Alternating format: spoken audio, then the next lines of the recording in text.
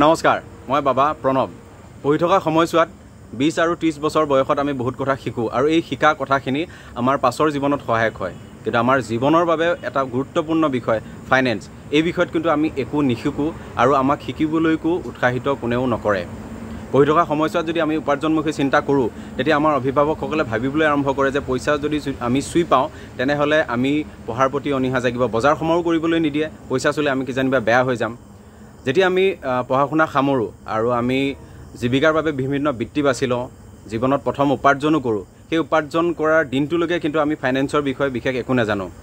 উপাৰ্জনৰ পাছৰ যিকেইটা প্ৰক্ৰিয়া, সঞ্চয়, বিনিয়োগ, ব্যয়, শ্বৰ্ট টাৰ্ম ইনভেষ্টমেণ্ট, লং টাৰ্ম ইনভেষ্টমেণ্ট, এই কথাবোৰ আমাৰ বাবে সাঁথৰ হৈ ৰয়। ব্যক্তিগতভাৱে 7 বছৰ হ'ল ব্যৱসায় কৰা। ব্যৱসায় অন্য কথাবোৰ শিকিবৰ বাবে যিমান বেছি গুৰুত্ব দিলোঁ, ফাইনেন্সত কিন্তু বিশেষ একো গুৰুত্ব নিদিলোঁ আৰু তাৰ বাবে আজি তাৰ ফল ভোগ কৰি আছোঁ। মই সেইকাৰণে ভাবোঁ যে আমি 30,000 টকা উপাৰ্জন কৰোঁ অথবা 1 লাখ টকা মাহেকত উপাৰ্জন কৰোঁ, মাহেকৰ শেষত কিন্তু আমাৰ সদায় অসুবিধা। যদিহে এটা অনাকাংক্ষিত বিপদ আহে আমাৰ পৰিয়ালৰ লোকৰ বাবে, তেতিয়াও কিন্তু আমি পইচাৰ বাবে যথেষ্ট হাৰাণ কৰিব লগা হয়।